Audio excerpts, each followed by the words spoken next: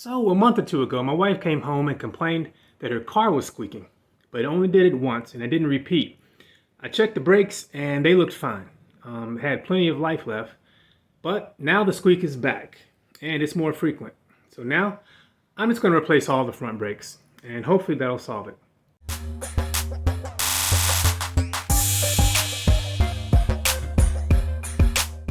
To get started, I had to break the lug nuts free before I jacked the car up. I previously used the pinch points to jack up the CX-5, but today I am going to use the cross member and I'm going to jack it up using that area right there. This way I should be able to place both jack stands at once. So that is a better look at where I'm going to jack it up.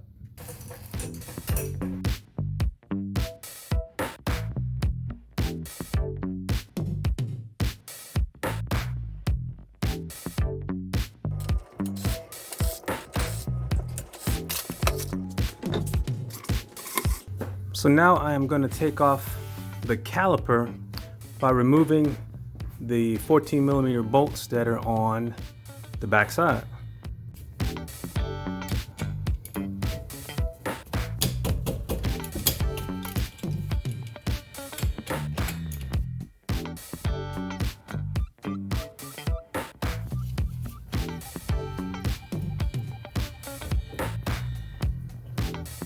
So now the caliper is free.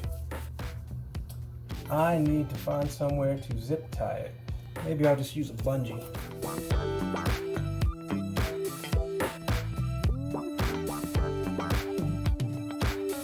I just used the bungee cord to hold it out of the way and to keep stress off of the brake line there. Okay, so I'm gonna take the old pads out by just sliding them out away from the rotor. And I swear, it still looks like these have some life on them.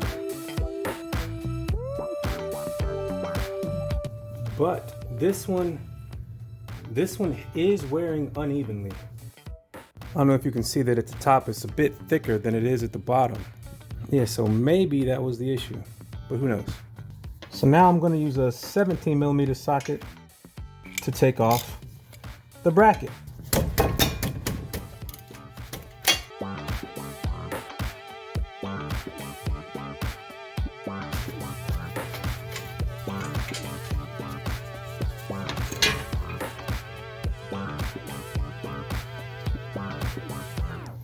All right, the bracket's off.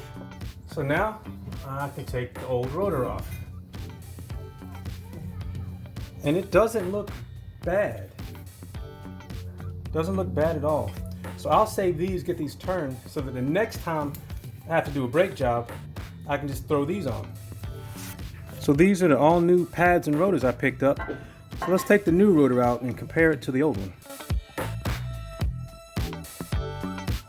The old rotor actually looks pretty good. There's no pitting or scoring and it is pretty smooth. There's just a little ridge here from where the pads stop. But the new ones are perfect. The new rotor is so pretty. So this is the new pads and everything that came with them.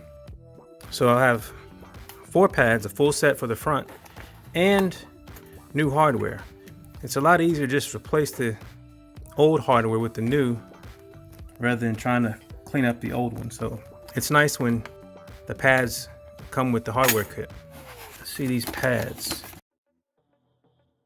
Yeah, so based on the old pads, it looks like they were about at half life as compared to the new ones. But something I did notice on the old pads is look how it's uneven. It has like a Gumby hairstyle like Bobby Brown. So like this side is worn more than this side. I don't know what caused this, but this could be the source of the squeak that we hear. These are some of the products I'll be using. This is brake parts cleaner, obvious what that's used for. And this is Disc Brake Quiet, odd name for a product, but its name tells you what it does. You spray this on any metal contact points and it keeps your brakes quiet.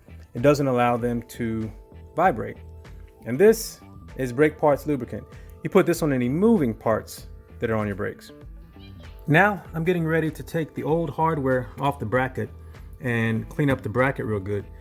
But I'd like to point out that the hardware on one side of the bracket is not the same as the hardware on the other side. It's easiest to show on the new ones. So if you look closely, you'll see that this feature here is larger than this feature here. And you get two of each. So make sure you match up the hardware with the one it corresponds to on the bracket. So the one with the larger ear, I'm gonna call it an ear, is on this side. I'll remember that. So I'll sit it over here. And I'll sit the small one over here as a reminder as to where they go. So I'm gonna clean these off as best I can.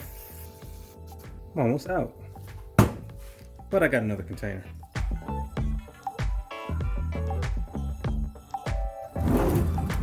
Now I'm gonna clean this off a little bit, but this part doesn't have to be as clean as the hardware needs to be, because these slots are actually where the pads slide.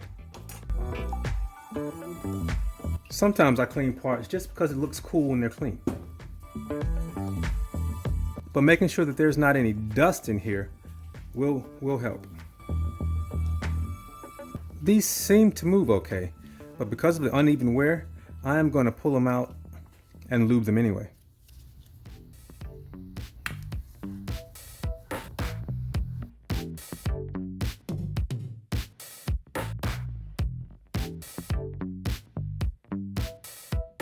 I have never seen that. That's cool.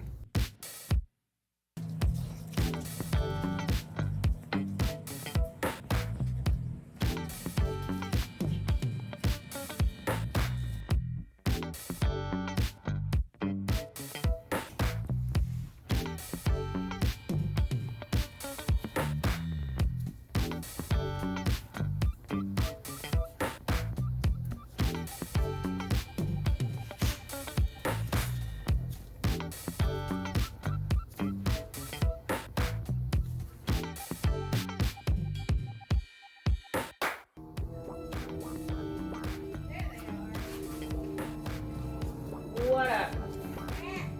What's up? You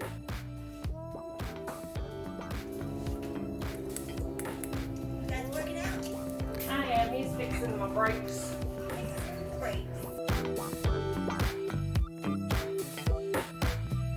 All right, I'm gonna take a break because I have some family visiting. So I am gonna hit the back side of the new hardware with the disc brake quiet. Not the side that is in contact with the pad, but the side that is in contact with the bracket.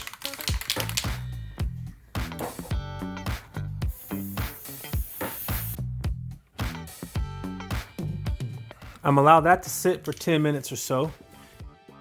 And while I was in a spraying mood, I hit the back sides of the pads as well. Now I'm going to install the hardware into the bracket. But before I do it, I'm going to check the back side, make sure none of the disc brake quiet got on it. So now I can just push it on.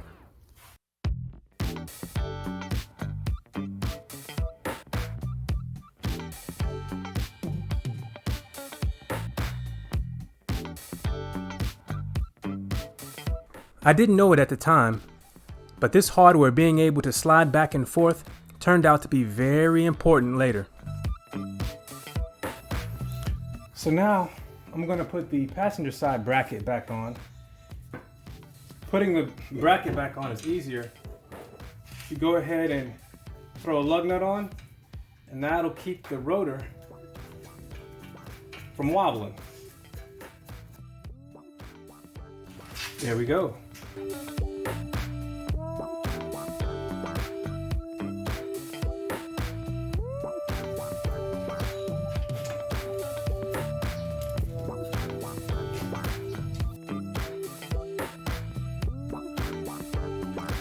For this next part, I'll pop the hood and crack the brake fluid reservoir. Okay, now I need to press the piston and the caliper in so there's enough space to receive the new pads. Because as we looked at earlier, they are thicker. And you could get a piece of wood, or you can put one of the old pads on it. Now you can do this with the C-clamp and it works as well.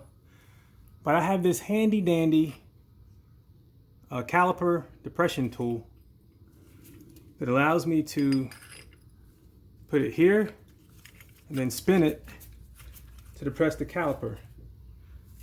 So if you look closely, you'll see it. It is going in. And this is why we crack the brake fluid reservoir, because it is actually pushing fluid backwards into the reservoir. So I'm gonna push this till the piston is almost flush with this part of the caliper. And that might have been a little too far. No, that wasn't too far. So now we can reassemble it. The new pads also came with this wear indicator. So I'm just gonna put it on the same location as it was on the old one. So this is the piston side caliper, and it looks like it will be on the side with the brake line coming out. So I'll put it on that one and we'll be good to go. So I am going to go ahead and clean off the surface of the rotor with brake parts cleaner. And you do this front and back.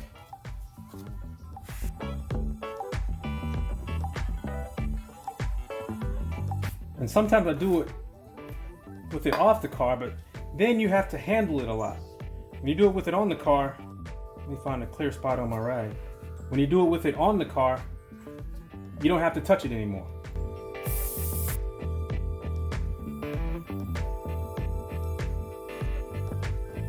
So now I'm going to load the bracket. But first I'm going to apply a little bit of brake parts lubricant on the ends that contact the slide slot on the hardware. I think that'll work. So now I am going to load the bracket. And it should be a perfect fit. Got a little bit of the brake disc quiet on my hand, but that's okay. There we go. I'll do the exact same thing on the back side, but I will add, let's see, it's gonna go in like this. So I'm going to add this wear indicator right there. And I'm gonna load the back side the same way I loaded the front. So now I can put the caliper back on to the pads and the rotor. And there should be plenty of space in the caliper for the new pads to slide on. I say should be. All right. Work it on. Make sure the sliders go back home. And now you just put the bolts back in.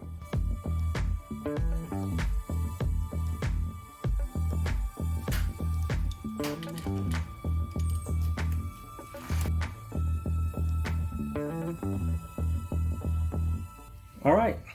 New pads and rotors on the driver's side. I'm gonna play the same game on the other side. And of course, I'm going to top off the brake fluid. Even though we didn't do a full flush, I am going to top it off anyway. Didn't spill a drop. Sometimes you get lucky. There we go. So I was happy to be done. I threw the wheels back on and we went on a test drive, and it didn't go that well.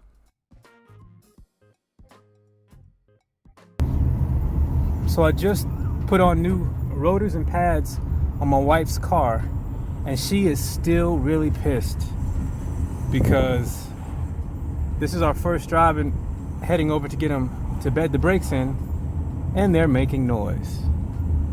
But I need to tell her that until they're bedded, we can't say that they're good or not. So we're going to a little strip of road that is across the street from where we live to bed them in. So we bedded the brakes and they still make noise. Well, something's making noise. I don't know if it's the brakes or not. But I'm not sorry because I didn't do anything to you. No, I'm just kidding. I'm sorry. This ain't going in the video though, but anyway. I was right. I know I was making noise. I heard it. I just assumed it was the brakes. I was wrong about what it was. I'm sorry. We cool? God. My wife was very unhappy that her car was still making noise, so I had some troubleshooting to do. I took the wheel off, as it was only happening on the driver's side, and I started investigating. I looked at the dust shield, and it wasn't contacting the rotor, and then I just looked at anything that could come in contact with the rotor. So I think I found it. This part of the new hardware is slightly, ever so slightly, either touching or not touching the rotor. That doesn't explain why it was doing it before I put on the new brakes, but the same or very, very similar sound is happening now. So I am just going to adjust this such that it's not touching the rotor, and hopefully that'll be it. Well, you really need to pay attention to these when you install them. Because look, there is just a little gap between the rotor and the new hardware on that side, and there is just a little gap between the rotor and the hardware on this side. And on this lower one, there is just, let me see if I can get it. There is just a little gap there, and just ever so slight of a gap there. I guess I got lucky on the passenger side, but it still begs the question, why was it happening before? So hopefully if I install them while being mindful of that gap between the rotor and the hardware, there will be no squeak. After making the adjustments, we went for another test drive, and thankfully the sound was gone. But I'm still wondering why it was making the sound in the first place. I'm not convinced that the uneven pad wear caused it, and I checked the old hardware and I didn't see definite evidence that it was touching the rotor. But I guess it doesn't matter because all is well now. Thanks for watching, and make sure you check out the playlist for my Civic, my Golf, and my '89 Chevy truck because those are the ones I do the most work on this channel. Take care.